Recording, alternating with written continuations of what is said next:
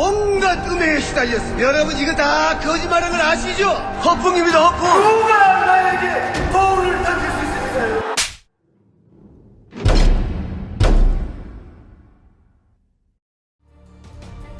줄지가 몇 개냐?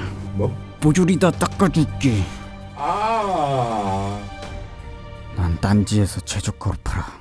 이거 정말 전설의 누룽 현미를 할 만하구나. 앰프도 누룽 현미.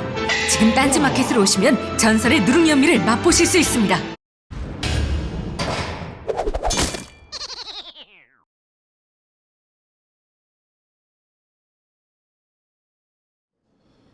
각하 배웅 방송이 아니라 배웅한 방송.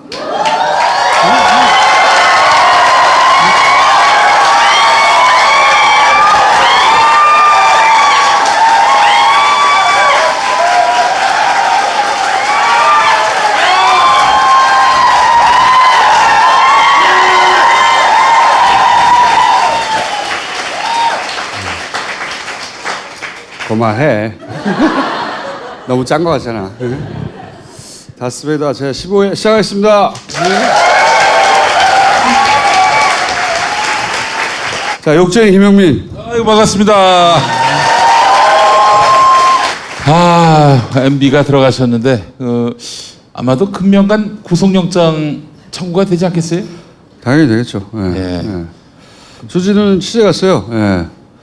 뭐 출국했다 입국했다 다시 출국했다 다음 주 말까지 계속 그런 일정을 알고 있고, 주진우 이야기는 좀 이따 하고. 자, 우리 각하 이야기 먼저 해볼까요? 네.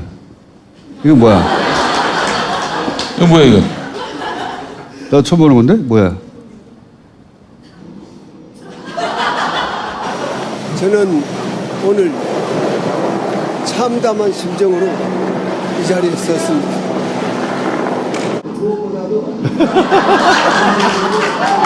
그거 아침에 찍은 거야? 아침에. 심려를 끼쳐드려서 대단히 죄송합니다. 전직 대통령은 역사에서 이번 일로 마지막이 되었으면 합니다. 다시 한번 국민 여러분들에게 죄송스럽다는 말씀을. 말을 왜 안 하고 안 나와? 네 조시다라고 했던 것 같은데. 저도 출석 장면 라이브로 봤거든요. 그래서 저희가 이제 원래 큰 일이기 때문에 딴지 일보를 투입했어요. 아무것도 취재할 게 없는 거야. 한편에 수묵화야, 수묵화.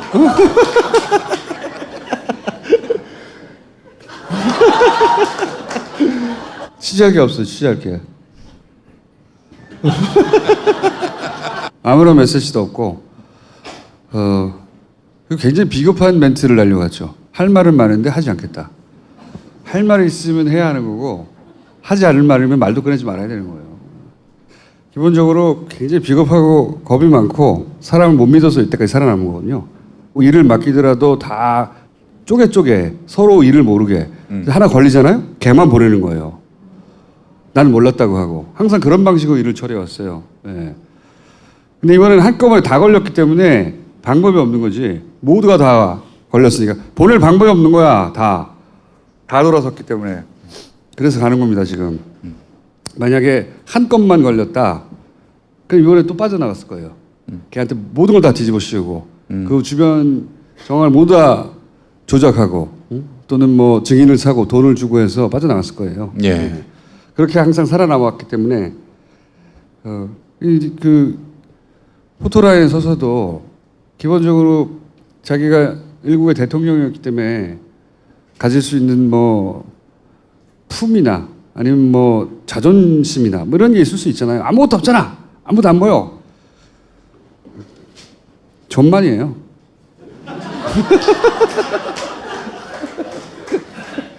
너 이름이 뭐지? 다음 주에 오늘 출두했을 때 발언을 갖고 한번 새로운 연설을 만들어 보겠습니다. 오늘은 원소스가 없어서 예. 법률가들 이야기를 들어보니까 다음 주 중반쯤 아마 영장이 늦어도 그때까지는 청구가 되고 목요일 금요일쯤에는 실질 심사를 통해서 갈지 말지가 결정될 것 같다.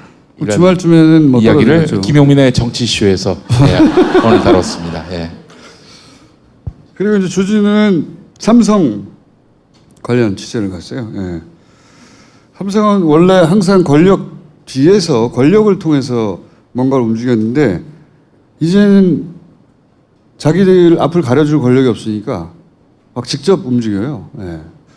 전 다음 대선에 이재용 씨가 출마하는 게 아닐까 그런 생각도 해봐요. 예. 이번에 주진우가 확인한 건 삼성이 이명박에게 정기적으로 돈을 줬고 그리고 특별한 일이 있을 때는 또 따로 줬다 하는 걸 확인했다는 거예요. 예.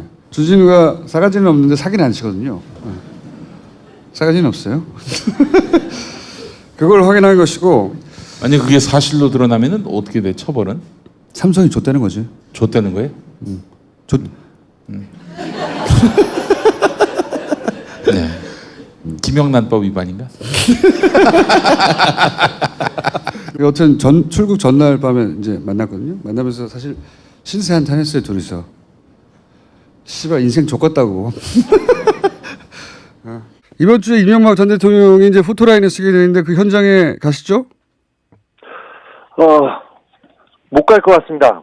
중요한 취재가 있어서 제가 지금 어디 급히 출장 가고 있습니다. 공항 가는 길입니다. 이명박 포토라인 보겠다고 우리가 한 9년, 10년 달려왔는데 자, 어쨌든 주진우 응원해 주시고 삼성이 따라붙었겠죠? 최근에 좀 심상치 않다. 자기한테 오는 연락이나 책상 위에 그러다 죽는 수가 있다는 건 뭐 이런 메모 두고 간다든가 메모를 두고 갔어. 메모를 최근 기술 하나 짧은 거 소개드리면 예를 들어서 지난 방송 내용이잖아요. 제가 한 말을 완전히 뒤집어서 왜곡한 거거든요. 순서를 바꿔서. 근데 이거 연합뉴스에서 시작한 거예요. 보통 사람들은 연합은 팩트를 있는 그대로 보도한다고 생각하기 때문에 그냥 받아들여서 엄청 많이 받았어요. 근데 예를 들어서 이런 거 JTBC가 박수 받아야 하지만 그러나 사람들이 불만이 있다. 왜 한쪽 지역만 나오냐. 내가 한 말은 이게 아니야. 내가 한 말 완전히 거꾸로야. 불만이 있는데 근데 JTBC는 박수를 받아야 한다는 거거든. 거꾸로거든. 그리고 한쪽 지역만 나온다 이런 얘기 있는데 그럼 지금은 그런 얘기를 하면 안 된다는 거거든. 아 씨발 완전히 반대잖아. 아니 굉장히 흔한 기술이긴 해요 이게. 흔한 기술이긴 한데 근데 다스베이드나 인터넷에 멀쩡히 떠 있잖아요. 긴 내용도 아니야. 3분만 보면 다 확인할 수 있는데 여기 기술 들어온 거거든 이거. 완전 사기인데. 이런 건 과거에도 많았어요. 김어준을 씹는 패턴이 있습니다. 제목만 봐요. 보질 않아. 그리고 막 질러. 문제가 되면은 막 그 시민들이 당신이 이게 다 읽었냐, 다 들었냐 이렇게 나오면은 그땐 듣습니다. 그러더니 그 말이나 이 말이나 똑같다. anyway, 그런 건 중요한 게 아니고 난 중요해요. 나도 똑같이 당했거든. 이거 뭐 진짜 원래 예전부터 그래 왔고 매뉴얼이 있나 봐 이게. 확대 재생산되면 사실 누군가 끊어줄 법도 하잖아요. 들어봤는데 그거 아니라고. 들어봤는데 그거 아니라고 확인한 기자들도 기사를 써주진 않아요. 왜냐 김어준 두준하면은 좀 폼이 안 나니까. 섭섭하거나 그런 건 없어요. 근데 그리고 항상 그래왔기 때문에 화는 안 나는데 근데 이게 정권이 교체된 다음에 연합뉴스를 통해서 이런 기술이 들어오니까 신선해요. 이런 후진 기술은 더 이상 안 쓸 줄 알았거든요. 얘 죽이고 싶어서 환장했구나. 아니 이거 뭐 투덜대는 건 그만하고 내가 선배로서 제가 말씀을 드리는. 김어준 저 정도 말했을 거 틀림없어 씨발 이렇게 생각하니까 확인할 필요가 없는 거지. 거기까지 이해가는데 왜 지금 이런 오래된 기술을 쓰고 있을까 하는 생각을 하는 거죠 저는. 그건 여기까지고. 저 이제 드디어 경험을 하는구나. 난임검사 관련해서는 항상 그래왔으니까. 근데 신선하다는 이유가 이거 굉장히 올드한 방법이고 대단한 기술도 아니거든요. 여기 낚이는 사람도 있고 다 찾아보는 사람도 있고 뭐 아니네 하는 사람도 있겠지만 그 왜 필요하냐 이거죠. 이 지점에 그 지점에 난 주목합니다. 왜 지금 이걸 필요로 할까? 아직 선거는 본격적으로 시작되지도 않았는데 너무 일찍이잖아요. 씨발. 그래서 하여튼 주진우한테 일어난 일도 심상치 않고. 다음으로 들어가기 전에 자유한국당의 논평을 소개를 해드리겠습니다. 음침한 팟캐스트? 그렇지. 김어준은 평생 음침한 곳에서 팟캐스트나 하라. 야, 그 당 소속도 여기 와서 많이 했어. 아, 그런 건 귀엽지 그냥.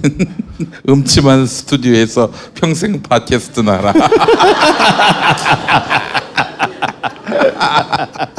그런 건 귀여운 거고. 자, 이 시점쯤에 준비해야 할 일이 있어서 잠깐 짚고 넘어갈게. 이번 지방선거는 제가 개인적으로 보기 굉장히 중요한 지방선거입니다. 지방선거가 안 중요한 적이 어딨어. 총선이 안 중요한 적이 있어 하겠지만 이 지방선거는 다음 대선판을 새로 짜는 기점이에요. 이 의미를 보면 보수에는 후보가 없어요 지금. 유승민은 너무 스스로 똑똑해서 이런 이 컨트롤 타워 말을 잘 안 듣는 스타일이고, 그 안철수 대표 정도가 딱 좋은데 손잡기. 그 국민당 뻐개고 막 호남 버리고 그래서 이쪽에 붙는 그림을 만들어 놨잖아요. 지방선거 이후 보수의 재편의 밑그림을 이제 짜놓은 거거든요 이게. 지금 막 개헌 반대하잖아요. 원래는 걔네들이 개헌하자고 그랬어요. 개헌을 반대하는 이유는 한 가지입니다. 다음 대선을 위한 권력 분점의 그림이 안 나온 거예요. 예전에 막 제3지대니 막 할 때는 네가 총리해, 응? 네가 뭐 외치해, 내가 외치하고 내가 대통령하고 권력 분점의 그림이 있었거든요. 이번에는 그 그림이 안 나왔기 때문에 개헌을 하면 안 되는 거예요. 걔네 입장에서는. 구도가 쓰면 거기에 맞춰서 개헌하자고 이제 치고 나올 거예요 다시. 이 개헌하는 것이 우리의 이익을 실현할 수 있는 것인지 없는 것인지 이게 시뮬레이션이 안 되니까 미루는 거죠. 그렇죠. 다음 대선 그림이 잘 안 그려진 거예요. 그래서 자꾸 연기가 나오는 게 다른 이유가 아니라 네, 여기서 잠시 제가 여담을 하면은 편집이 됩니까? 아니면 그냥 나갑니까? 해봐, 씨발. 예? 그 예전에 안철수 씨가 2012년에 힐링 캠프 나갔었잖아요. 안철수도 나가고 박근혜도 나가고 문재인 대통령도 나가고. 안철수 씨가 그때 나와가지고 사전 질문지 있을 거 아니에요. 답변을 쓰고 통째로 외워왔다고 합니다. 통째로 외워왔고 그 예상 외의 질문, 원래 없던 질문하면은 앞에 했던 답을 그냥 그대로 다시 반복하고. 예. 아니 자연인 안철수를 욕할 건 없고 정치인 안철수로서 파트너가 누가 될지 예를 들어서 그런 그림이 잘 안 쓰는 거고, 그리고 안철수 플러스 누구로 이게 상황이 만들어질지 판단이 지금 안 되고 있는 거고, 게다가 또 홍준표 대표가 만만치 않게 지금 당을 꿰차고 있어요. 그것도 이 보수 재편의 그림을 그리는데 밑그림을 그리는데 걸림돌이에요. 이 양반도 여우라 잘 버티고 있어요 지금. 여하간 보수 재편의 밑그림이 그려지는 출발점이 지방선거의 결과이기 때문에 이게 대선에 이어지는 겁니다. 그래서 저 홍준표 지사가 얼마 전에 김경수 민주당 의원한테 너 저 경남지사 출마하지 마라 이렇게 얘기했다는 거예요. 그러니까 경남에서 승리를 해야 자기의 이제 백그라운드 텃밭이 생기는 거죠. 그래서 경남만은 사수하기 위해서 아마 경남 선거를 대표는 생명이 굉장히 끈질긴 잡초 같은. 네. 사람이에요. 제가 오랫동안 알아왔지만 말은 막하지만 보내기에 힘들어서 판이 잘 안 짜지는 것도 있어요. 그 판을 볼 때 그런 점을 참고하시고, 이번 지방선거에서도 그래서 시민이 꼭 필요하다. 너무 일들이 많다 보니 선거 개표 시스템은 아직 아무도 손도 못 대고 건들지도 않고 다 잊어버렸어요. 저는 이번 정부의 이 개표 시스템 꼭 고쳐야 된다고 생각하거든요. 앞으로 남은 4년 동안. 저는 잊지 않고 있습니다. 아직도 그럼 개표 시스템을 못 믿어야 하는 겁니까? 허점이 많이 있어요. 어. 누군가 의지와 인력만 가진다면 그 허점을 파고들 수 있어요. 문재인 정부 모르게. 누군가 알게 하면 그게 되겠냐, 씨발? 그러나 씨발. 그 개표 시스템이 개선되기 전까지는 저는 절대 방심하면 안 된다고 생각해 보세요. 경찰이 댓글 달 줄 누가 알았겠냐고. 그거 상상이나 했어요? 쟤네는 이 상상력에 한계가 없어요. 이거는 야 이렇게까지는 안 되죠. 이게 없어요. 이게 없기 때문에 야 그걸 누가 어떻게 하겠어 이런 생각을 하면 안 돼요. 연합뉴스 김어준 이번엔 개표 조작론 음모살 이렇게 하나 또 부탁드리겠습니다. 네. 빨리 보내야 됩니다 우리 김어준을. 네. 그 공적 수준에서 전혀 논의가 이루어지지 않기 때문에 그 전까지는 몸빵을 해야 하는 거지. 몸빵 전문 시민의 눈 잠깐 나와주세요.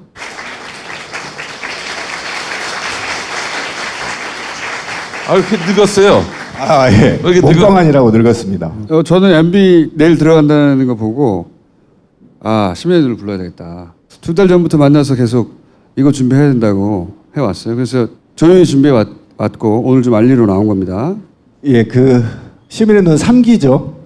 네, 세 번째. 예, 3기는 아직 선거 시스템은 변한 것이 없다. 이거 완전 몸빵을 하는 거거든요. 다 네. 하시잖아요. 무식하게 그냥 서서 밤새는 거. 24시간.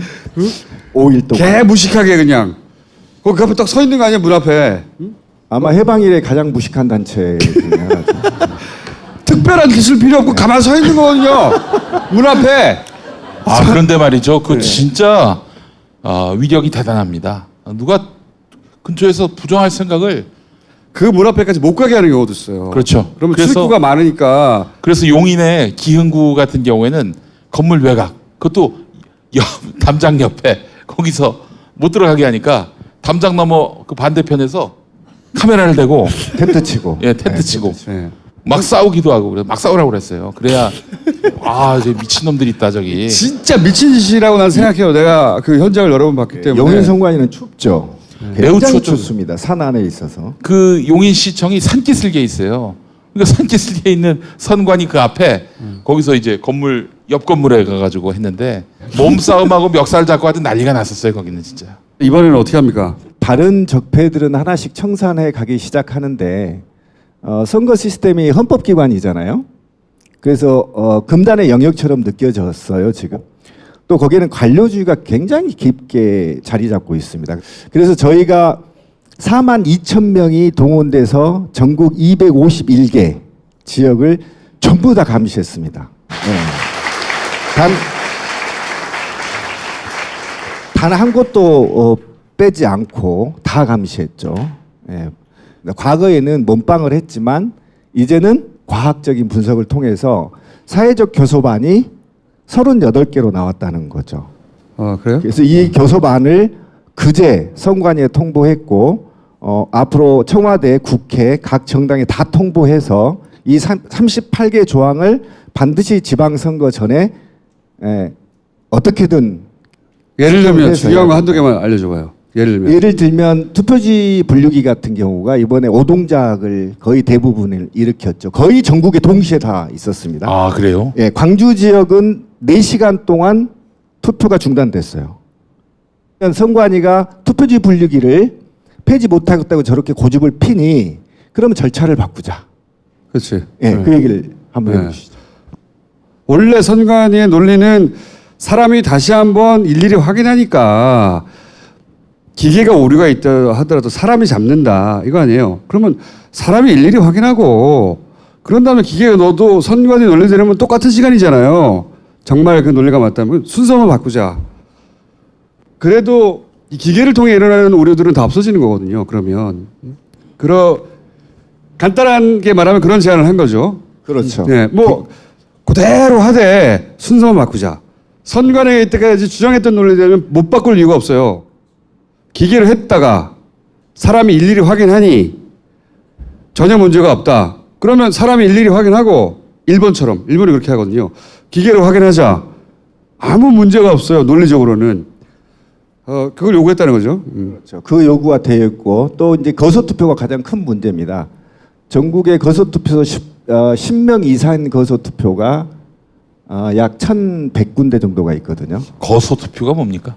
장애인 시설이나 시설들 가서 하는 거죠. 예. 그런데 직접 투표소로 못 오는 분들을 위해서. 그렇죠. 네. 그런데 이 투표의 책임이 그 시설 기관장한테 있어요. 그러니까 이 시설이 전국 동시에 이루어진 게 아니라 그 일정 기간 내에 하고 싶은 날 하는 거예요. 그런데 저희 중앙선관위하고 시민의 눈이 1,100곳을 모두 다 배정을 해서 참관하겠다 해서 선관위가 허락을 해서 갔는데 일정을 다 배정했을 거 아닙니까? 네. 그런데 우리 시민의 눈이 감시하기 전에 이미 투표가 완료돼 버렸어요.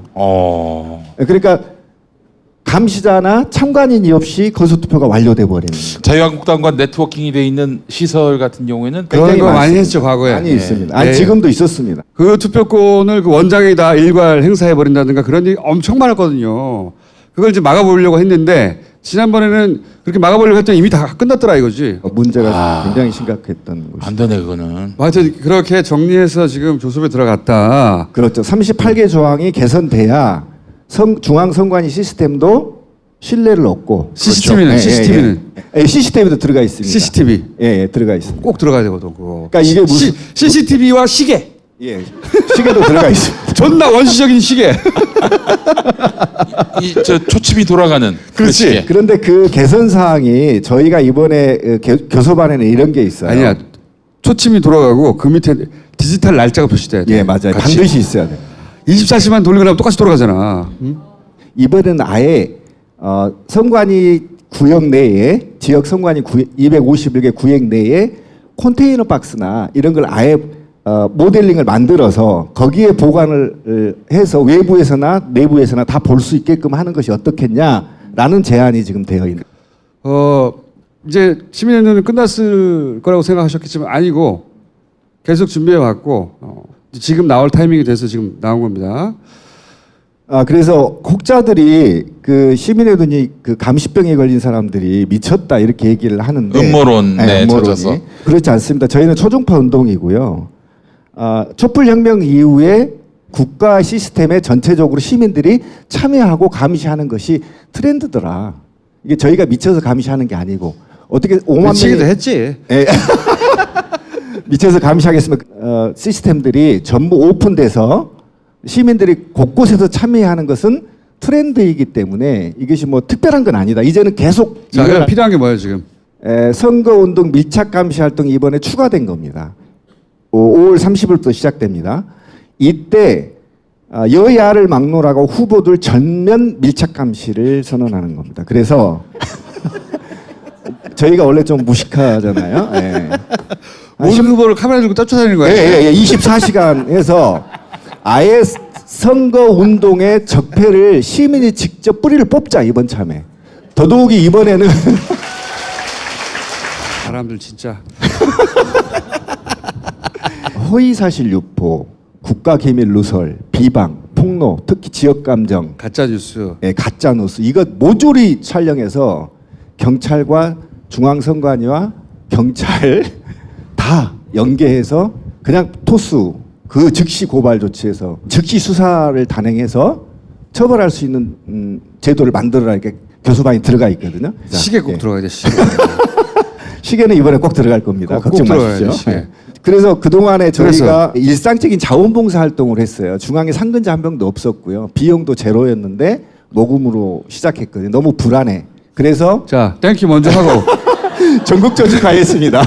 그러니까 하고 싶은 말 빨리 해 그러면. 예, 그래서 중앙에 사무실도 좀 있어야 되겠고, 그다음에 상근자도 있어야 되겠고, 저 혼자 하기가 이제 힘들어요. 앵벌이 그래서 나온 거 아니야 지금. 많이 활동에 가입해 주시고 관심 가져주십시오. 네. 010-9629 그렇죠.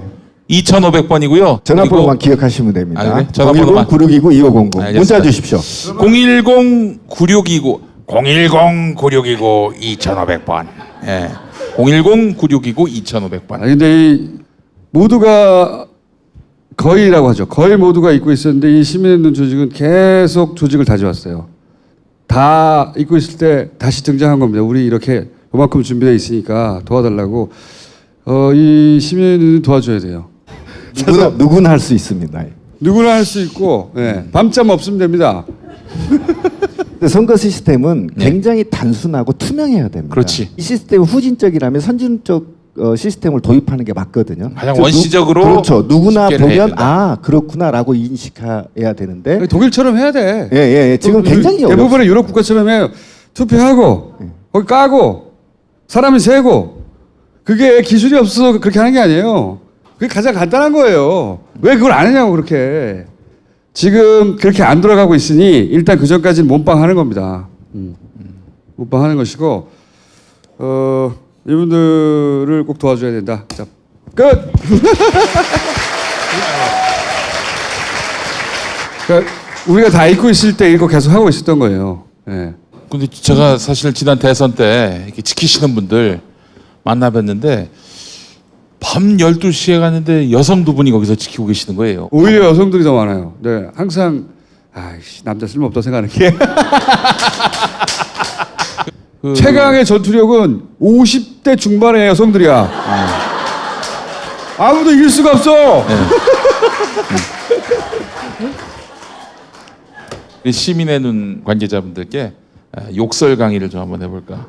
예전에 김대중 전 대통령 목소리로 무슨 욕흉내는 것이 있던 나쁜 신문 보지 말고, 나쁜 정당 찍지 말고, 그리고 이 다다못해 담벼락을 보고 욕이라도 하세요. 자, 그러면 이제 욕을 어떻게 하느냐 따라해 보세요. 님이 시벌로마. 싸우려. 우리는 싸우려.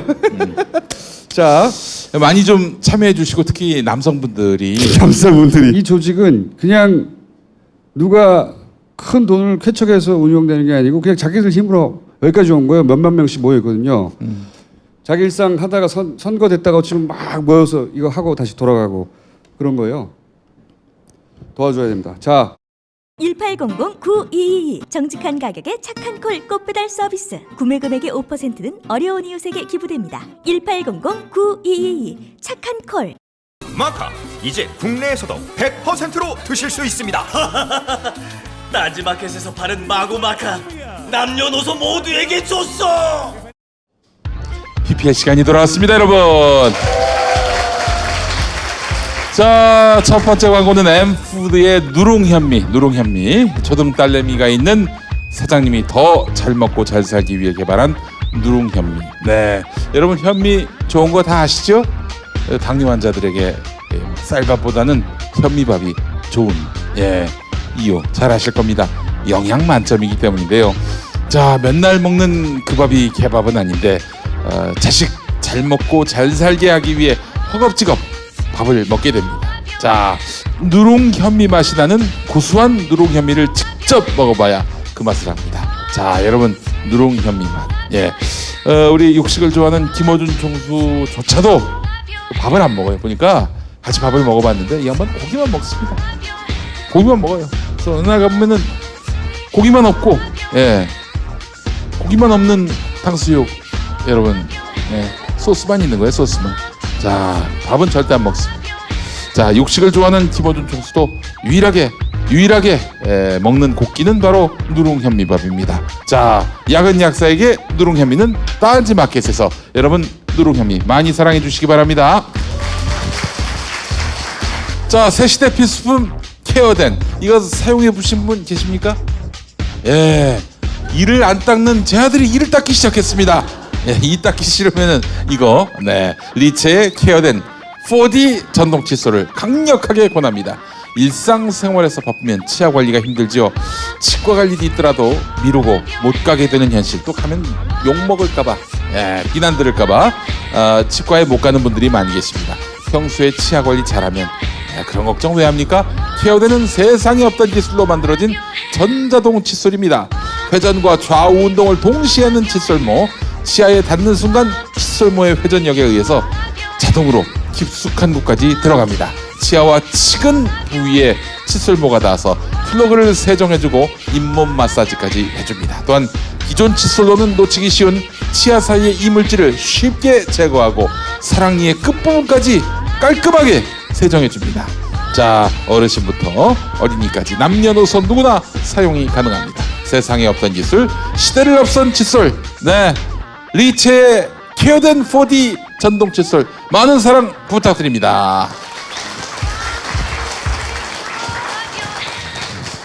매일 아침 10시 5분 103.5MHz 예, SBS 라디오 김용민의 정치쇼 많은 애청 부탁드리겠습니다.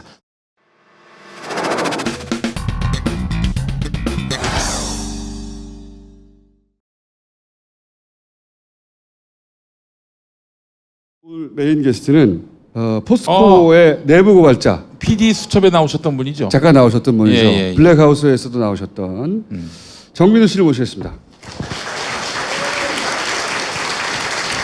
안녕하세요. 반갑습니다. 예. 안녕하세요. 예. 어른들 처음 와보셨죠? 네, 처음 와봤어요. 그렇겠죠. 네, 정말 많이 오셨네요. 네. 대기업 내부 고발자는 처음인 것 같아요. 포스코. 한번 그 입사는 언제 하셨습니까? 93년 93년 우리 1월이었어요. 김어준 총수는 잘 기억이 안 나. 94년으로 알고 있는데 맞습니까? 아니야. 포스코 빌딩이 언제 썼죠? 빌딩 선계 96년에 그럼 그때. 아이고 빌딩 후배시구나. 섰을 때 첫 입사했으니까. 곧 나왔지 근데.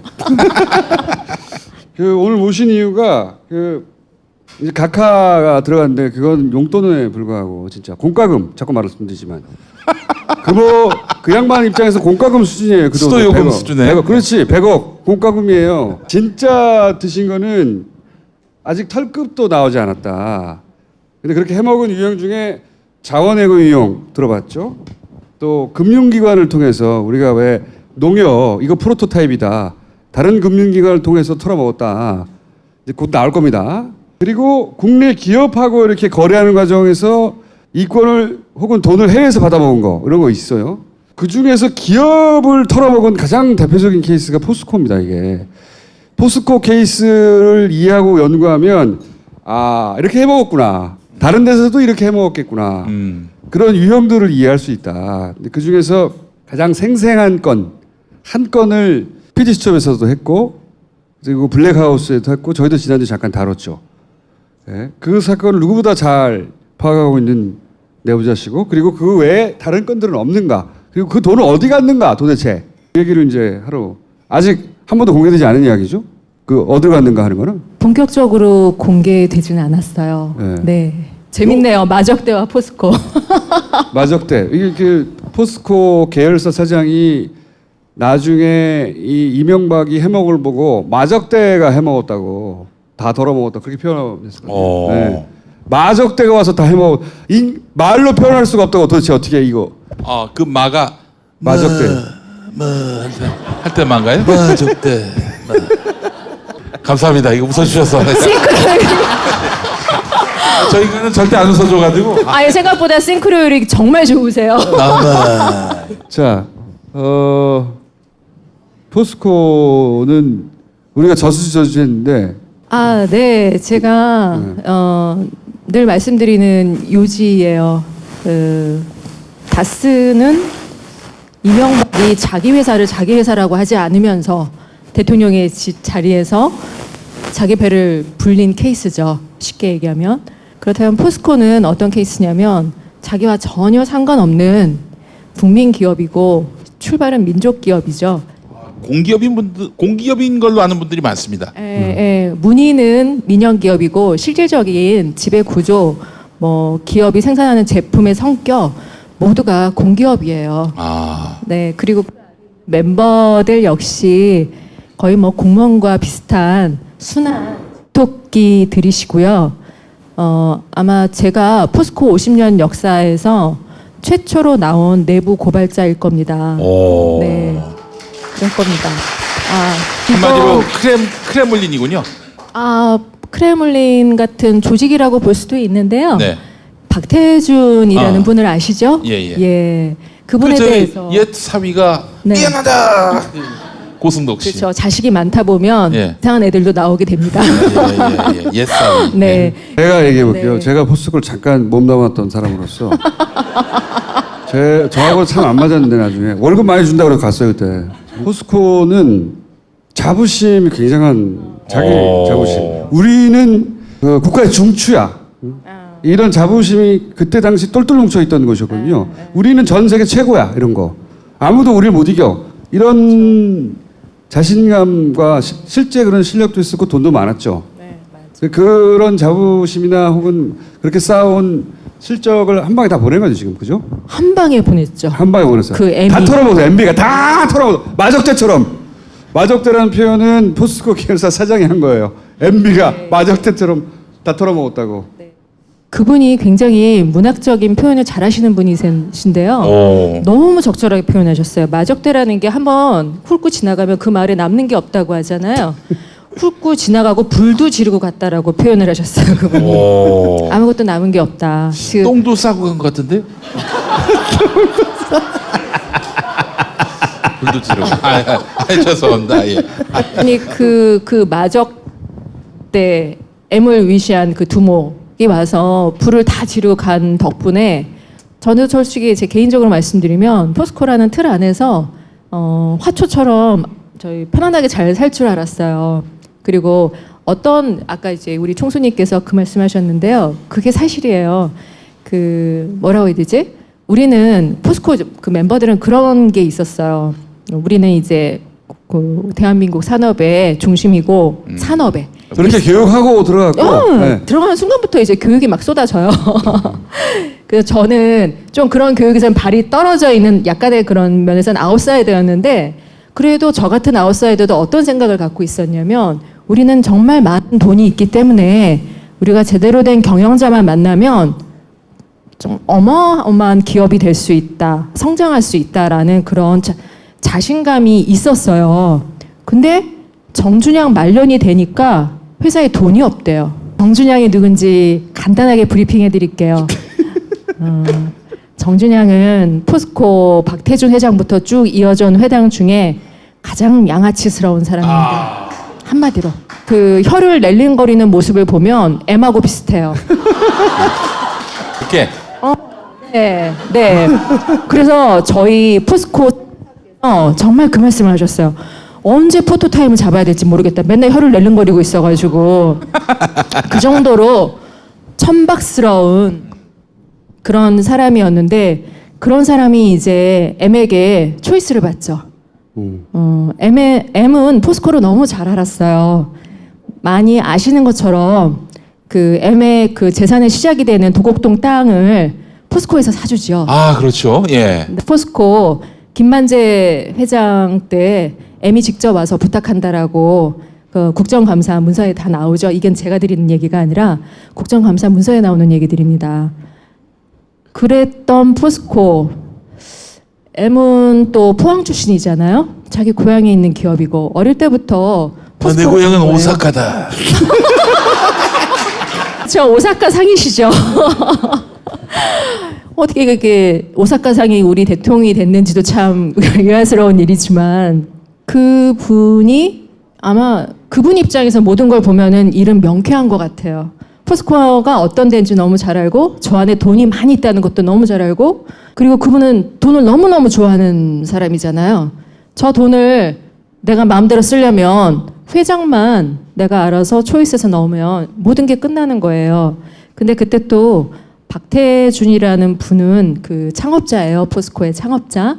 그분도 이제는 나이 들어서 힘이 없고 그 상태에서 정준영이라는 사람을 MB가 자기 또 하나의 집사가 있어요. 박영준.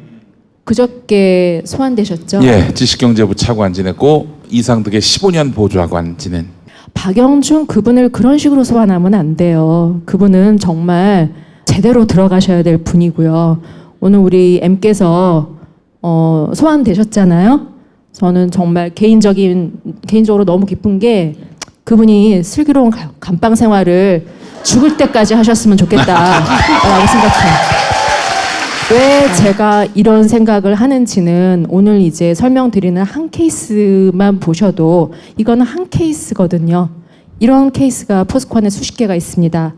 그래서 그분께서는 큰 플랜을 잡으시고 자기 말을 잘 들을 수 있는 흠결이 무지 많은 양아치 같은 정준양을 박영준을 통해서 포스코 회장으로 만듭니다. 흠결이 없으면은 지멋대로 할 수가 있어요. 통제가 안 돼. 왜냐면 난 깨끗하니까. 난 뭐 털어서 나올 게 없으니까. 근데 흠결이 많은, 약점이 많은 사람을 갖다 앉혀야 핸들링이 가능하기 때문에. 아, 그래서 양아치를. 예, 정주영 씨 이 방송 보면 저 고소하겠네요. 고소해! 현피 한번 뜨자고. 저기 저 포항에서.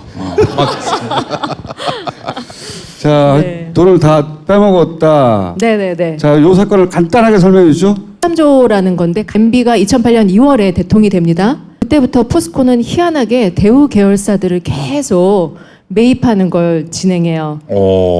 대우 계열사 매입이요. 그 전에 M&A를 했었습니까, 포스코가? 그 전에 포스코는 M&A에 대해서 굉장히 보수적인 기업이에요. 철강이라는 산업 자체가 예. 중후장대 산업이기 때문에 포스코는 항상 보수적이었어요. 항상. 네, 모든 게. 모든 면에서 보수적이에요. 네. 총수님 말씀이 맞으시고요. 굉장히 보수적이고 그래서 저도 굉장히 적응하기 힘들었어요. 쉽지 저는 않았습니다. 어떻겠습니까? 여기는 감옥인가? 네, 진짜 그런 면이 있어요. 진짜 그렇죠. 사람을 쫙 옥죄면서 트레이닝을 시키는 그런 곳이죠. 근데 2008년에 무슨 일을 하냐면 그때 회장이었던 이구택 회장이 대우조선 해양을 인수 검토하면서 포스코 안에 있는 실탄을 점검을 해요. 그래서 이동희 재무담당 본부장이 보고하기를 지금 당장 현금이 8조고 2, 3일 내에 현금화할 수 있는 게 5조, 13조입니다라고 얘기를 해요. 2008년에 기업 안에 13조의 돈을 갖고 있는 기업은 정말 없었을 거예요. 지금도 있을까요? 쉽지 않죠. 네. 네, 돈은 더 많았어요. 정준양 첫해, 둘째, 셋째에는 영업이익이 매년 5조 이상씩 났어요. 5조 이상. 언카운터블한 상황이에요. 어떤 돈이 날아가는지. 자, 여기서 지금 총수님 얘기하시는 산토스 CMI하고 EPC 에퀴터스에 대해서 간략하게 얘기를 드릴게요. 네. 산토스 CMI하고 EPC 에퀴터스를 포스코가 아니라 포스코 건설한테 사게 해요. 보통 비리를 저지를 때 몸통이 저지르는 일도 있지만 새끼한테 저지르게 하는 거예요. 그게 패턴입니다. 산토스 CMI 인수 검토했던 담당자들은 100억도 안 되고 이거 도저히 가치가 없는 회사다. 이 회사는 에콰도르에 있어요. 참 멀리 있죠. 에콰도르.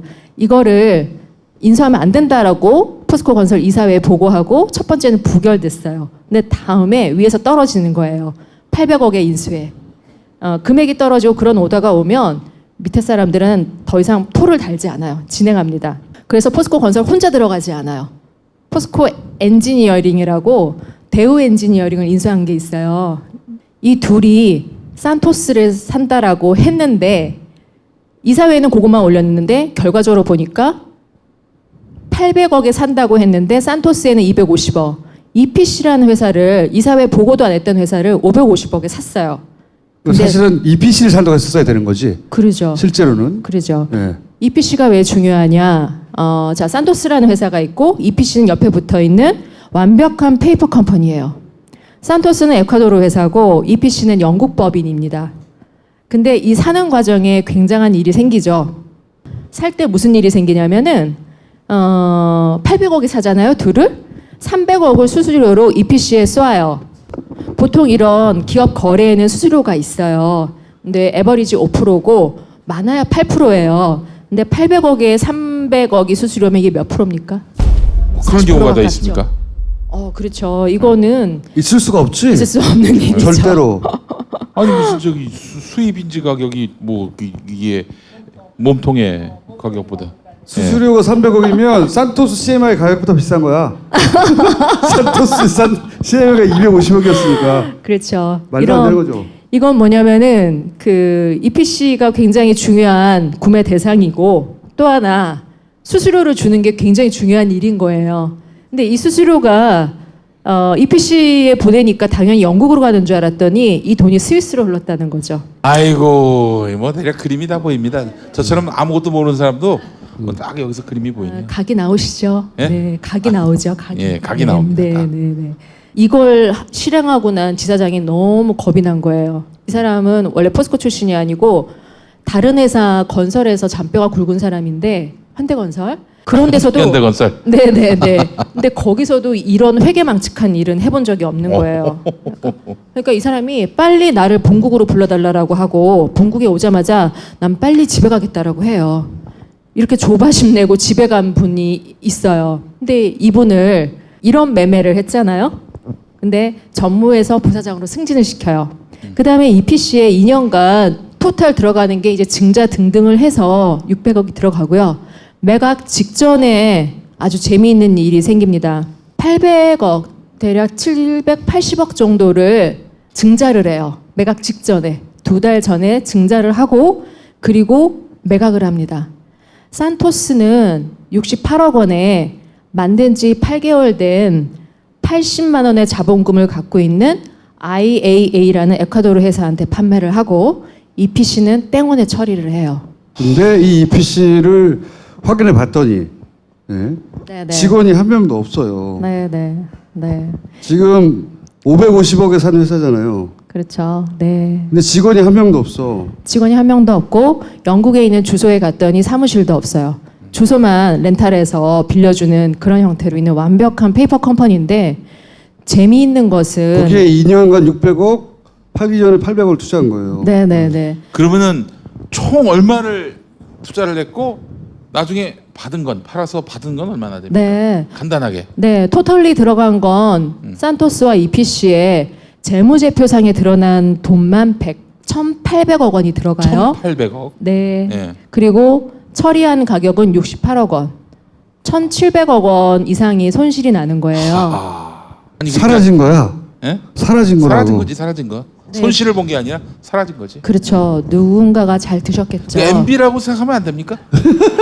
MB가 지주머니에 넣었다. 네. 이렇게 생각하면 안 됩니까? 네네. 분명히 어. 그렇게 추론이 되죠. 그분이 아닌다면은 이 큰 판을 이렇게 돌릴 수가 없어요. 네. 왜냐하면 포스코가 산토스를 사기 전에 있었던 일들이 있어요.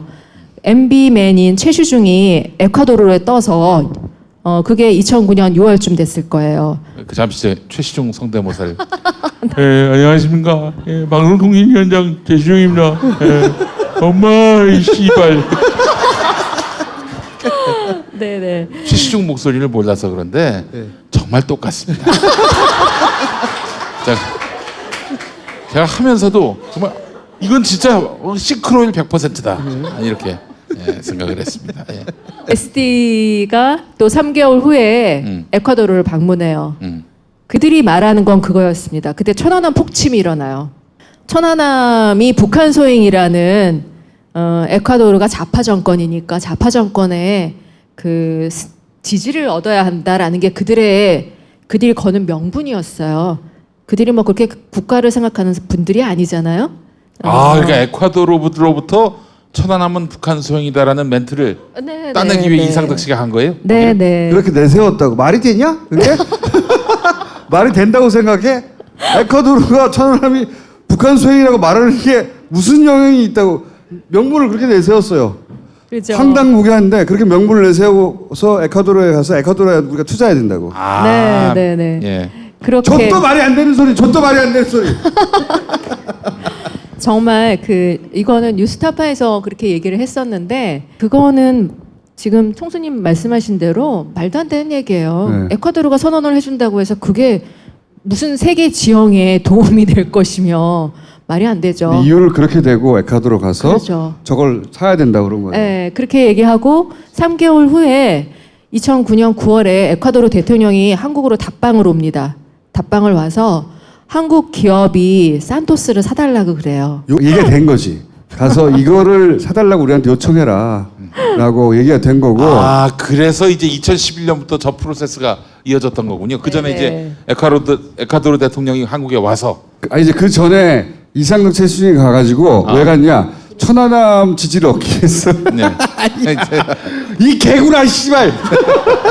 하여튼 이유는 그거예요. 예. 공식적으로. 들어보니 황당하지 않아요? 그런 이유로 갔다가 에콰도르 대통령이 오는데 요걸 꼭 찍어서 사달라고 그런다고 요걸. 네, 사달라고 그러면 엄청 큰 걸 사달라고 하던가. 명분을 만든 거죠 이렇게 짜맞춰서. 만들고 나서 근데 실제로 얘를 800억에 산다고 그랬는데 얘는 250억이고 얘가 550억. 그중에 수수료가 300억. 그런데 그 에쿼티스는 여기를 550억에 샀는데 직원이 한 명도 없고 주소도 없고 아무도 없어. 빵원이야 빵원. 활동이 아무 내역이 없어요. 그런데 계속 투자가 이루어져. 네네, 그렇죠. 그리고 팔기 직전에 또 800억을 투자해요. 그리고 빵원에 팔아요. 네네, 빵원에 팝니다. 빵원에 이거 보면은 미친 짓이잖아요. 그냥 보면 완전 미친 짓이거든요. 그래서 그 에콰도르의 지사장이었던 사람이 너무 무서우니까 돌아왔는데 자기 잘릴 줄 알았더니 부사장 됐다는 겁니다. 그 사람을 부사장 시켰고 또 이 과정이 이제 정말 재밌는 부분인데요. 마지막에 다시 산토스를 매각을 하잖아요. 매각하는데 그걸 산 사람이 도밍게스인가 하는 사람이에요. IA라고 아까 말씀드린 만든 지 8개월에 자본금 80만 원짜리. 그 사람이 원래 산토스의 원소유주예요. 그 사람하고 거래를 한 거죠. 잠깐 몇 년 회사를 빌려줘. 사실상 돈 좀 떼줄게. 그 사람이 그러니까 80만 원짜리 회사를 하나 세워가지고 요 돈 68억을 받은 거예요. 네, 네. 원래 주인이. 네. 아, 씨발. 근데 이 십새끼 감옥에서 나오면 내 마음의 감옥에 가둘 거야, 이 개새끼야. 근데 참 재밌는 게 뭐냐면은 저는 이 패턴을 꼭 보셔야 돼요. 여기 처음 사면서 일어나는 거, 수수료 가는 거, 중간에 이제 회계 조작이 일어나기 시작하는데요. 아까 말씀드린 대로 EPC는 페이퍼컴이라고 그랬잖아요. 그런데 포스코 건설과 포스코 N, 제가 포건 포엔이라고 할게요. 포건 포엔이 부지런히 EPC에 뭔가 비즈니스가 있는 것처럼 재무제표상 신고를 해요. 레코드를 만들어 놨는데 레코드 만드는 것도 좀 머리를 많이 쓰지 성의가 없어요. 어떻게 되냐면 포건, 포엔, 포스코가 EPC에 대한 재무제표가 똑같아야 돼요. 각자 중구난방으로 만들고 포엔은 2013년과 12년과 13년에 EPC 손실을 마이너스 1100만 원으로 2년 연속 똑같은 숫자를 집어넣어놔요. 그리고 팔 때도 웬만하면 다른 사람 구해서 플레이를 해야 되잖아요. 근데 다시 했던 애랑 또 하고 너무 성의 없이 일을 진행하는 게 저는 참 그래서 이게 어떻게 생각이 되냐면 이런 일들이 너무 많았던 거예요. 너무 많으니까 아니 디테일 사기를 쳐도 하나하나 좀 성실하게 사기를 쳐야지. 이 씨발 그거 사기 칠 게 너무 많았던 거예요. 아, 이게 수사가 된 적이 없었습니까? 지금까지 수사된 적 없고요. PD수첩 방송 지난달 말이죠. 28일 날 방송하고서 3월 2일 날 바로 고발장을 넣었어요. 이 고발장이라는 건 솔직히 사정기관이 자신 있게 움직이도록 퍼포먼스를 해주는 거거든요. 예. 밖에서 이제 돕는 퍼포먼스를 했죠. 네. M은 그렇게 스케일이 작은 분이 아니에요. 아까 우리 총수님 그 얘기하셨죠? 국내 뇌물 100억? 이분한테 100억은 껌도 아니에요. 껌도 근데도 아닙니다. 뭐 그 삼성이 소송 비용 대납해서 40억 중에 30억 됐고 10억 남았는데 그거는 10억까지 있잖아. 오라고. 예. 작은 돈, 큰 돈들을 다 공평하게 대하셔서 그런 거야. 단 한 푼도 허투루 보시지 않고 그런 거지. 하지만 사이즈가 작은 푼돈이라고 진짜로. 공과금이야 공과금. 그 10억 정도면은 바닥에 떨어진 한 10원 동전 정도의 의미겠네요. 하지만 MB한테는. 반드시 허리를 굽혀 주부셔. 이분의 스케일대로 오픈을 해드려야 돼요. 이분의 스케일대로. 그러면 정말 포스코에서 나와야 돼요. 이분이 얼마나 스케일이 크신지는. 낱낱하게 모든 자료가 있으니까요. 이것만 해도 1,000억이 넘는데 이게 MB가 다 먹은 거라고 드러나면 MB는 뭐 사실 이제 근데 재미있는 건요.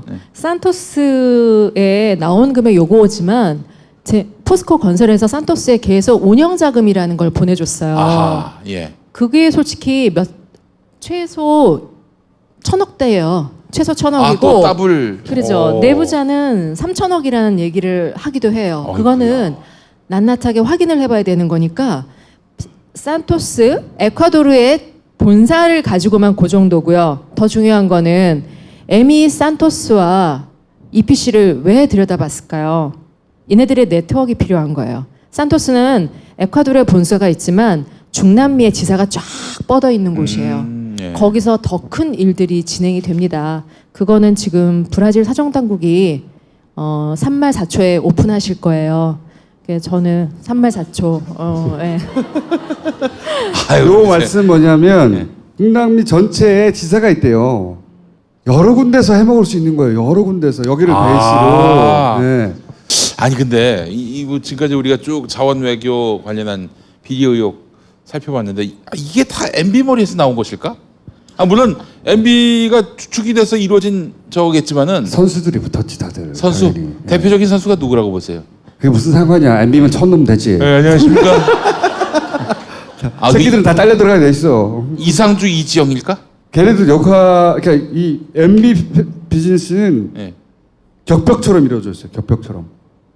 제가 지금까지 경험한 바에 의하면 요쪽 덩어리는 얘네만 알고 저쪽 덩어리는 얘네만 알고 그런데 그중에 거의 유일하게 왔다 갔다 하는 케이스가 이지영.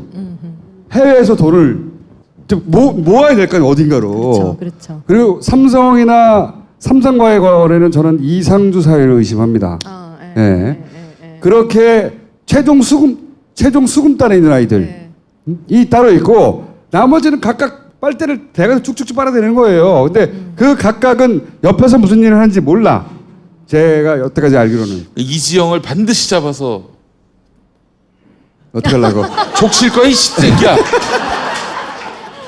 이지영이 이 집안의 브레인이죠. 이 집안의 브레인이고 지금 총수님 얘기하신 대로 각 거점별로 거점 우두머리를 뒀을 거예요. 그리고 당연히 이게 MB가 마스터시고 그 밑에 조직화된 팀이 움직이는 거죠. 그거는 최순실에서도 패턴이 똑같아요. MB 패턴과 최순실 패턴이 똑같습니다. 최순실은 너무 구멍가게처럼 했고요. 최순실도 팀이 있어요. 여기는 글로벌하게 했어요. 글로벌하게 제대로. 재밌는 얘기 해드릴게요. 포스코에서는 이게 투자 실패다 뭐 그런 식으로 변명을 하죠. 그럼 투자 실패였다면은 그 관계된 사람들이 다 거기에 따른 응당의 책임을 져야 되잖아요. 예. 관계된 사람들 모두 다 승진을 했습니다. 모두 다. 초기에 했던 조땡땡, 윤땡땡 다 승진했고요. 그들은 제가 조땡땡으로 들었습니다. 깜짝 놀랐습니다. 예.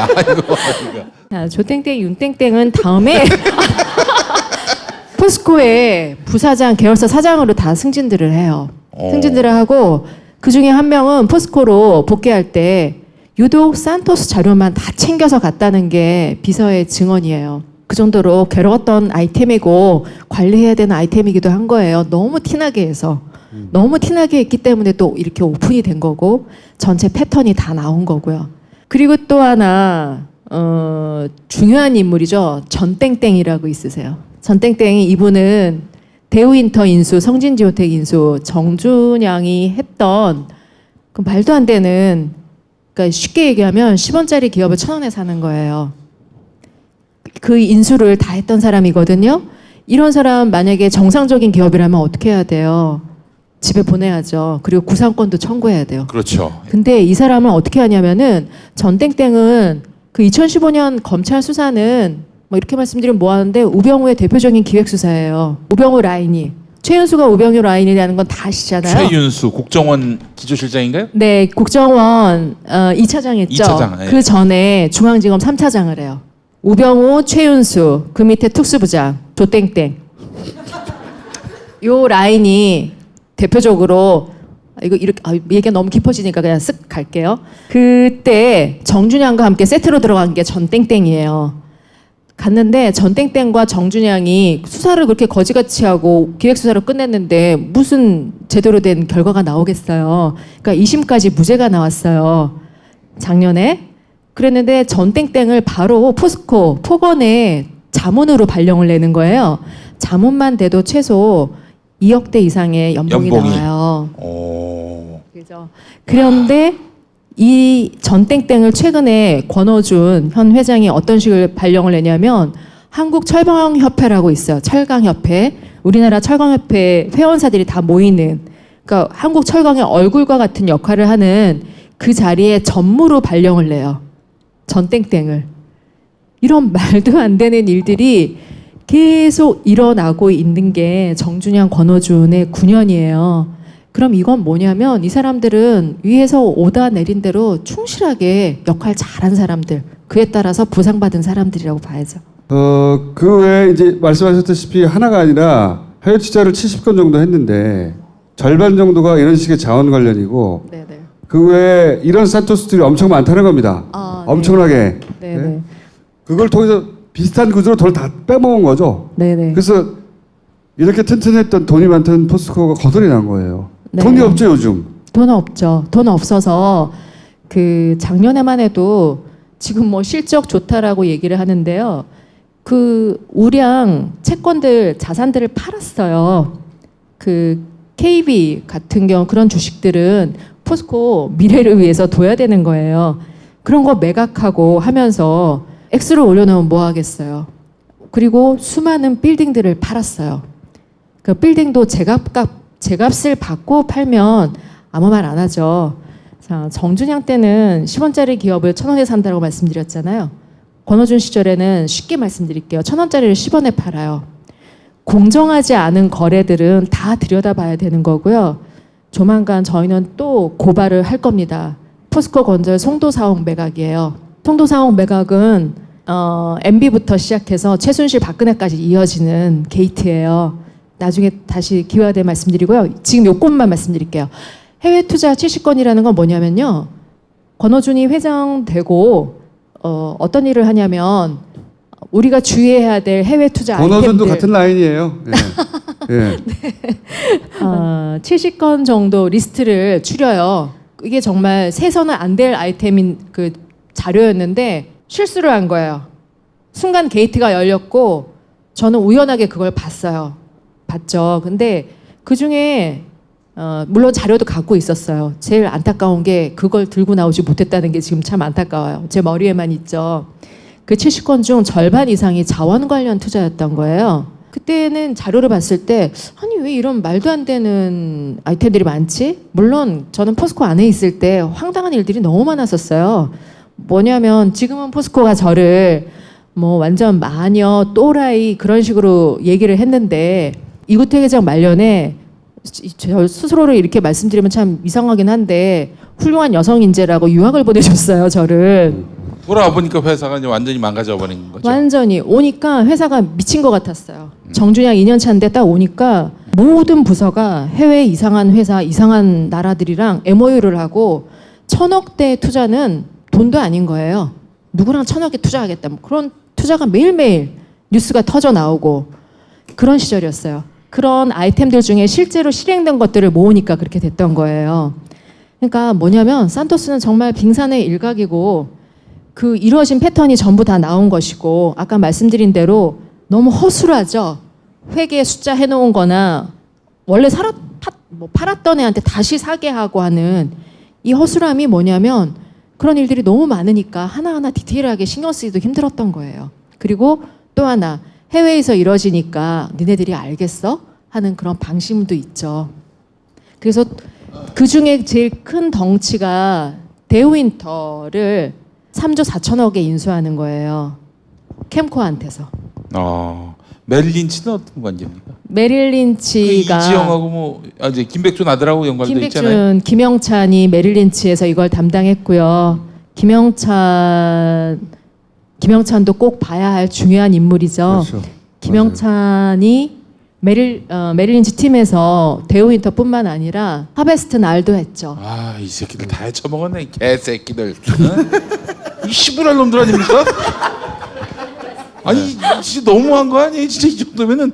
김백준의 아들은 최소한의 저럴 때 도덕의식도 등장해요. 기업 가치 산정하고 기업 사고 팔 때 쑥 등장해가지고 이 돈을 팔게, 그러니까 정당성을 부여해주는 역할. 이거는 이 정도 가격에 팔아라. 말이 안 되는 건데 자기들이 그냥 하면 안 되니까 외부의 평가 기관이 등장해서 요 돈에 사세요 할 때 우리는 메릴 린치를 통해서 이런 감정가를 받았다 하고 내밀 보고서를 만들어주죠. 네. 그리고 돈 먹고. 자, 이 감정가 자체가 참 문제가 많은데요. 그냥 심플하게 말씀드릴게요. 포스코 전에 SK가 데우윈터 인수를 잠깐 생각을 했었어요. 데우윈터 인수하면서 데우윈터가 갖고 있던 자산 중에 가장 큰 게 교보생명 주식이에요. 교보생명 주식을 감안해도 데우윈터 2조는 너무 과한 비용이다. 우리는 데우윈터 가치를, 상사의 가치를 뭐 3천억 정도도 안 본다라는 식으로 하면서 안 샀어요. 근데 포스코는 그거를 3조 4천억에 사주죠. 메릴 린치한테 수수료 3%만 적용해도 1,000억이 가요. 만약에 8%를 적용하면 얼마죠? 한 26억 가나요? 2,600억 가나요? 가죠? 그런 수수료가 가죠. 근데 이렇게 큰 거래는 뒤에 임용 계약이 있기 때문에 수수료가 얼마 갔는지 알 수가 없어요. 그거는 계약서를 까봐야지 알 수 있는 일입니다. 자, 아까 말씀하신 거고 네네. 돈을 해먹는 방식이 이제 네. 10원짜리 이게 어쨌든 90원 어디 간 거죠. 네, 그리고 그렇죠. 여기도 90원이 또 어디로 사라진 거죠. 네네. 자, MBSD 박영준. 정준현과 권호준은 MBSD 박영준 키즈죠. M의 키즈들이고 오늘 아주 재밌는 제보가 하나 들어왔어요. 저희가 늘 쫓고 있던 거였는데 박영준의 사무실이 대치동 포스코 센터 안에 있다. 어떤 기자분이 제보가 왔는데 그때 박영준 사무실이 센터에 들어올 때 계약했던 계약서가 있다라고 얘기를 하시더라고요. 이게 뭐냐면 아예 MB 지부를 포스코 센터 하나 차려 놓은 거예요. 얼마나 할 게 많았으면 지부까지 넣었는지는 모르겠지만 늘 그 기사를 저희가 언뜻 본 적이 있었어요. 그래서 기사가 사라졌죠. 그럼 누군가가 갖고 있을 텐데 했는데 드디어 그 계약서가 나왔고 MB 시절에 포스코 센터 안에 MB 지부가 있었다라는 게 증명이 됐다라고 말씀드릴 수 있을 것 같아요. 엄청나게 해먹었고 포스그룹이 이 50조 정도 날아갔다는 겁니까? 총 합쳐보면? 네네네. 사라진 금액이 50조는 될 거다. 네네네. 네. 2007년 말에 포스코 차입금, 그러니까 대출금이 5조 4천억인데 2011년에 29조로 늘어요. 24조 늘죠. 포스코 자체가 현금이 돌고 있는. 자, 이게 포스코가 광자공이나 석유공이나 어디죠? 가스공하고 비교할 수 없는 MB 자원외교의 몸통이었다는 게 뭐냐면 만약에 그런 공기업처럼 자원만 하는 기업이었으면 이미 문 닫았어요. 근데 철강업이라고 하는 사업이 비즈니스가 기본이 있잖아요. 계속 현금이 돌기 때문에 이렇게 엄청난 돈이 나갔음에도 불구하고 껍데기를 유지하고 있는 상황이에요. 근데 저 안이 얼마나 골마 터졌는지는 얼마나 많은 돈이 나갔는지는 이 타이틀대로 언카운터블이죠. 어마어마하게 해먹었고 자 현재 이런 사실들이 터지면서 현재 포스코 내부 반응은 어때요? 직원들은 솔직히 저부터 그런 생각을 했죠. 그 많던 돈은 다 어디 갔을까. 그리고 권호준 회장이 들어왔을 때 박근혜가 아무리 닭 같은 여자라 하더라도 자기 아버지가 만든 회사니까 포스코에 대해서 진정성이 있을 거라고 믿었어요. 그래도 포스코에 대해서는 저 여자가 뭔가 하겠지. 그리고 저 여자가 권호준을 만든 줄 알았더니 그 멍청한 여자는 자기 아버지 회사에 회장 세우는 것도 아무런 권호준이 들어가는지도 모르고 있었어요. 그럼 권호준을 세운 사람은 누구냐라는 부분이겠죠. 단순히 최순실이 아니에요. 최순실이 그런 말을 합니다. 자기 측근에게, 자기 신복에게 내가 만든 공기업 인사 중에 권호준이 최악이다라는 얘기를 했다는 거예요. 왜 최악? 최순실이요? 네. 아니 최순실이 최악의 인사라고 하면 말도 안 거 아닙니까? 자기 말을 안 들었다는 거지. 네, 자기 말을 안 듣는다는 게 뭐냐면요. 쟤는 지 거를 해먹는다고 정신이 없었다라는 얘기를 했대요. 근데 직계 아니라 이제 이어져 내려온 그러죠. 해먹는 라인을 계속 타고 오셨던 거죠. 그렇죠. 그 비즈니스를 계속한 브라더예요. 응? 브라더라고 봐야죠. 도감처가 뭡니까? 도감청은 뭐냐면 지금 포스코가 어떤 상황이냐면 우리 북한의 5호 담당자면 그런 얘기 하잖아요. 그럴 정도로 직원들을 철저하게 감시를 한다는 거예요. 내부 고발을 못하게. 네, 그러니까 내부에서 정보가 절대 못 새나가게. 물론 제 역할도 컸어요. 제가 들고 나오는 바람에 안을 얼어붙게 만들었죠. 얼어붙게. 그래서 이런 분위기가 된 거에 대해서 좀 저는 솔직히 저희 동료 선후배들한테 미안한 마음도 있어요. 그렇지만 저 도둑질을 계속 보고 있을 수가 없죠. 아니 어떻게 포스코는 MB 정권이 아직도 계속되고 있습니까? MB 사람들이 그대로 있으니까 계속되고 있죠. 또 지금 뭐 네. 정부가 나서서 이 주무르기엔 또 민간 기업의 허울을 또 쓰고 있는 것이고. 네, 민간 기업의 허울을 쓰고 있기 때문에 지금 우리 문정부는 절차와 그 정당성을 굉장히 중시하시잖아요. 그래서 이걸 정리해 줄 수 있는 곳은 언론이 나서 주셔야 돼요. 언론이 나서 주셔야 되는데 지금 포스코는 그 언론 광고비에서 5대 메이저예요. 포스코가 무슨 소비재 기업도 아님에도 불구하고 광고비 5대 메이저로 꼽힌다는 건 굉장히 문제가 크죠. 그러니 언론이 포스코에 대해서는 보도를 하지 않는다고 말씀을 드릴게요. 이것도 포스코가 만든 겁니까? 캔이요. 캔. 아 이게 알루미늄 캔이죠? 예. 아니에요. 요 얘기를 잠깐 드리면 네이버 사실 이 포스코 문제에 관심을 집중적으로 가지는 곳이 그렇게 많지 않아요. PD수첩에서 다뤘는데 다뤘다는 걸 몰라요 사람들이. 원래 이제 모든 프로그램을 챙겨볼 수 없으니까 사람들은 시간이 지나면 그날의 검색어나 그 다음에 뉴스나 그 프로그램이 일으킨 파장 이런 걸 접하고 다시 확인하잖아요. 근데 포스코 굉장히 충격적인 사건이잖아요. 명백하고 충격적인 사건인데 PD수첩이 포스코 2천억과 MB 형제라는 제목에 아주 꼼꼼하게 탐사 취재된 PD수첩 방송을 합니다. 근데 이거 방송을 본 사람이 거의 없어요. 왜? 그 다음날 아침에 포스코를 치면 포스코 홍보 기사가 공격적인 경영, 화재 피해 어쩌고, 광주 화성의 스틸하우스 저소득층 가정이 어쩌고저쩌고 쭉 기사가 안 나! 알고 보니까 포스코가 이거를 기사를 밀어낸 거예요. 기사를 밀어낸 거예요. 그러니까 포스코 쳐도 한두 페이지를 쳐도 안 나오니까 묻힌 거죠. 포털에 묻어버린 거죠. 자, 그것 좀 얘기해 주세요. 네. 대기업, 포스코 같은 네. 대기업이 네이버를 네. 어떻게 관리하는지. 네, 어떻게 하는지 이제 예산부터 말씀을 드릴게요. 연간 예산을 포털에 배정을 해요. 언론사에 배정하듯이 똑같이 포털에 배정을 하고 그리고 PD수첩 같은 경우는 포스코에서 엄청 신경을 썼겠죠. 근데 PD수첩은 까딱을 안 한 거예요. 왜냐하면 PD수첩의 그 멤버들 역시 MB에게 엄청난 피해를 받은 사람들이잖아요. 그러니까 그런 거에 개인적으로 최송 사장님부터 시작해서 그 흔들릴 여지가 없었어요. 그래서 제가 MBC PD수첩을 택했고 최고의 전문가들로 세팅을 해달라고 요청을 드렸었어요. 그러면 이렇게 큰 건이 나오면 포스코는 어떻게 하냐면 이 단발건으로 또 네이버와 얘기를 합니다. 기사를 빼주는 광고. 기사를 빼준다기보다 이걸 방관하게 하는 거겠죠. 자, 그러면서 포스코는 또 어떤 준비를 하냐면 지금 총수님 얘기하신 이 낱낱이 기사들이 있죠. 이걸 실탄을 준비해 놓는 거예요. 왜냐하면 포스코로 딱 쳤을 때 첫 화면에 PD수첩의 기사가 안 떠야 돼요. 뒷면으로 넘어가게 해야 되니까 실탄 기사들을 준비해 놓고 그리고 파트너들이 있죠. 이런 거 잘 받아주는 파트너들한테 보내고 그 파트너들은 거기에 상응해서 또 광고비를 받겠죠. 그러면 이상한 기사들이 계속 이런 패턴으로 늘 반복이 돼 왔어요. 그럼 포털에서는 이걸 관리해야 되는데 포털 역시 관리를 안 하죠. 그런데 포털과 또 거래하는 방식이 또 있습니다. 뭐냐면 제가 포스코 그룹의 SNS를 구축했어요.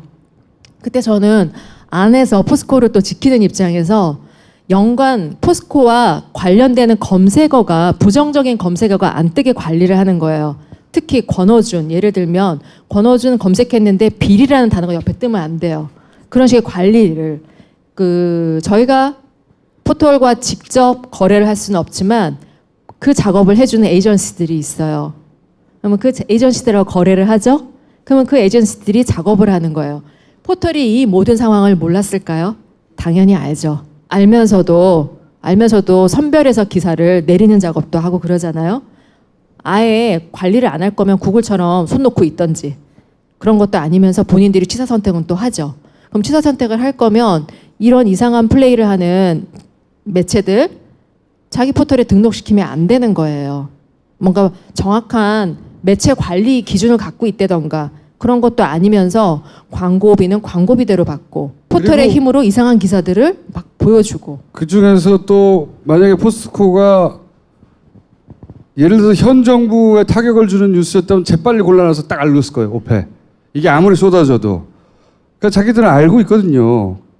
알고 있는데 모른 척할 땐 모른 척하고 필요할 땐 끄집어내서 올리고 몰랐다고 해도 아예 몰랐다고 하면 자격이 없는 거예요. 지들이 이런 중요한 포스코 관련 뉴스가 터졌는데 화재 피해 어쩌고 스틸하우스 어쩌고 이런 뉴스같이 밸류를 측정할 수 없다는 거잖아, 자기들은. 그러면 골라서 올릴 수 있는 기본적인 자격이 없는 거거든요. 몰라도 안 되는 거고요. 알았으면 더 큰 문제인 거고요. 알았지 그때 당연히. 여기도 이제 네이버가 등장한다 이거예요. 예. 한마디로. 네. 예. 포스코의 역대급 양아치 정준양이 이제 회장이 될 때 안철수 사회이사는 정준양 이 사람 좋은 사람이다. 희망입니다. 그런 말은 꼭 안 했지만 굉장히 지지했던 것으로 알고 있습니다. 굉장히 중요한 질문이시고요. 참 재밌는 게 뭐냐면요. 포스코를 들여다보면 우리나라 주요 정치인들, 수구부패인들의 정체와 그들 간의 역학관계, 권력관계가 굉장히 낱낱이 보여요. 그건 나중에 제가 시간 되면 말씀드릴 기회가 있으면 말씀드릴게요. 안철수가 그때 이사회, 포스코 이사회 멤버였고 사회이사였어요. 그때 멤버에 박원순 서울시장도 계셨어요.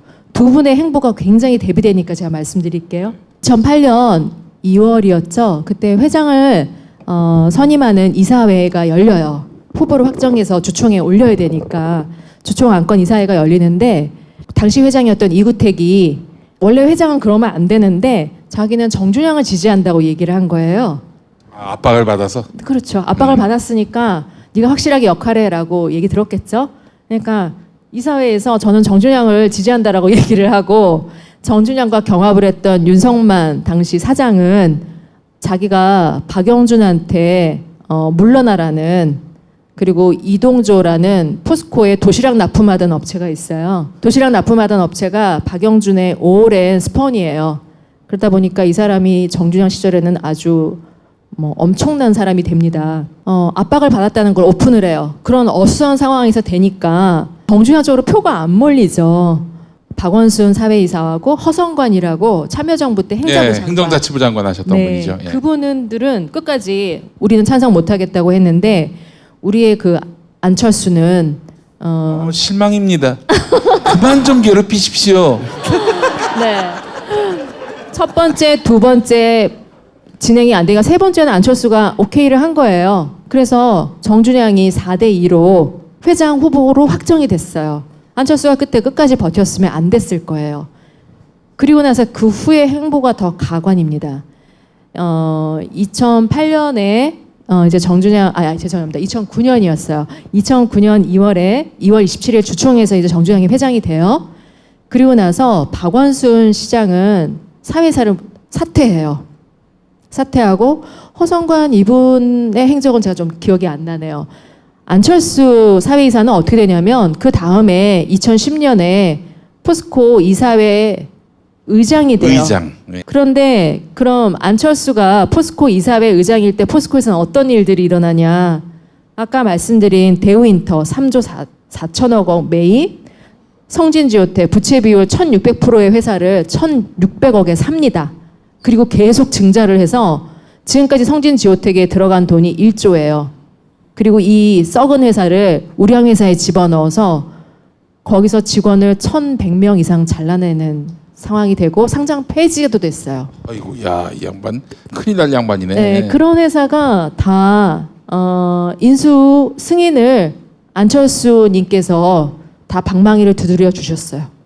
여기에 대해서 그때 우리 대선 때 문제 제기를, 왜냐하면 포스코라는 기업의 이사회 의장으로서 안철수가 하는 행보를 보면 이 사람의 색깔이 다 나와요. 그 MB 시절에 포스코 이사회 의장이 됐다? 과연 이 사람은 그때 그 M과 등등과 관련이 없다라고 얘기할 수 있나요? 그럼 제가 MB 아바타입니까? 그리고 거기에 대해서 한 번도 제대로 된 해명을 한 적이 없어요. 그 중요한 의사결정을 다 했고, 그렇죠? 그 이사회 그분에 대한 자세한 얘기는 너무 많지만 그 큰 것만 말씀드릴게요. 그런 분이 대선에 나왔다. 그래서 그때 모 의원이 안철수 네거티브 공격을 하셨죠. 포스코 이사회 의장일 때 당신이 했던 일에 대해서 해명해라. 박범계 의원이. 예. 네, 박범계 의원이 하셨어요. 그래서 어땠냐면 포항에서는 박범계 의원의 인기가 치솟았어요. 정말 치솟았어요. 저분이 포스코를 제대로 아는구나. 저분이 뭔가 해주시겠구나.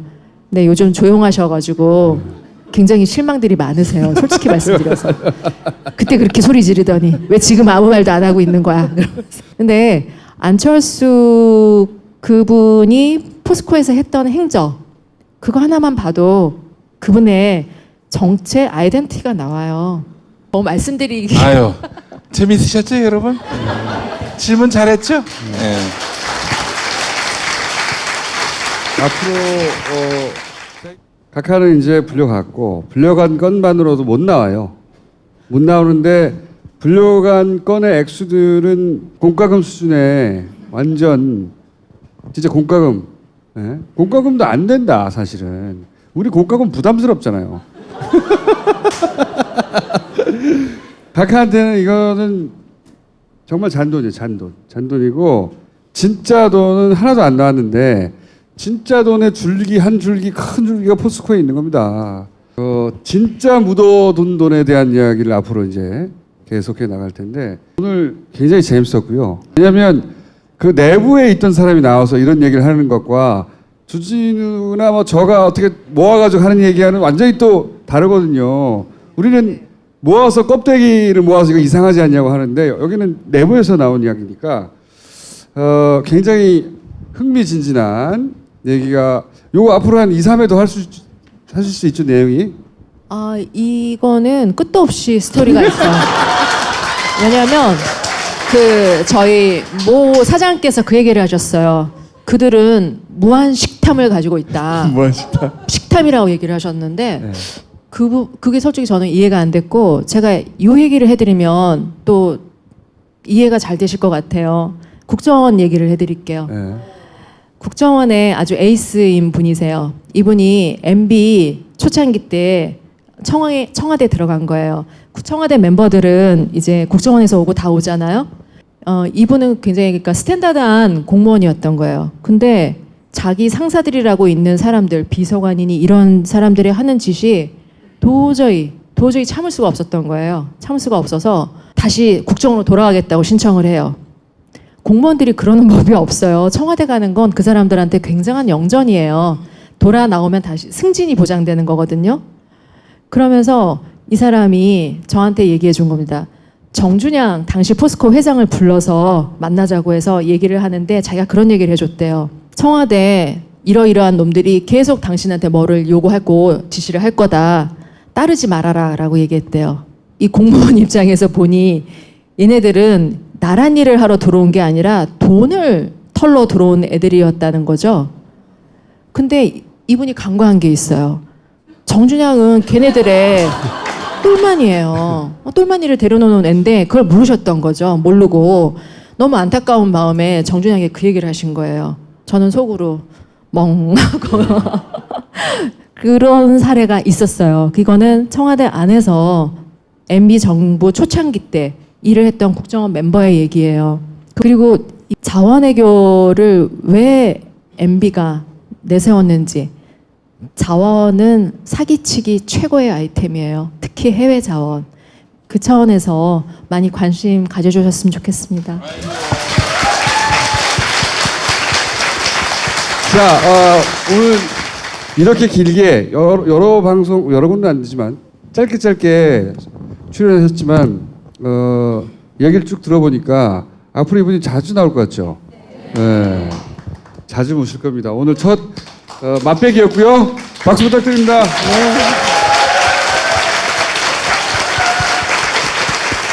감사합니다. 공부를 시키는 건지 감금을 시키는 건지 내쫓아진 애들도 있다. 유별난 책임감으로 가르치는 학원. 다들 집에 가면 공부는 안 하잖아요. 주신 게임 아카데미. 한 달후 불만족 시 수강료를 전액 환불합니다. 요즘 핫한 서비스인 팟캐스트. 누구나 팟캐스트를 만들고 들을 수 있는 파티를 소개합니다. 그럼 나만의 방송국을 만들어 볼까요? 먼저 파티 앱을 다운받고 방송국 만들기 버튼을 클릭. 이후 개설하기만 누르면 끝. 정말 간단하죠? 이제 멋지게 편집된 방송을 올려볼까요? 각 항목의 정보를 입력한 후 올리기만 누르면 간편하게 완료. 나만의 스튜디오 파티. 지금 만나보세요.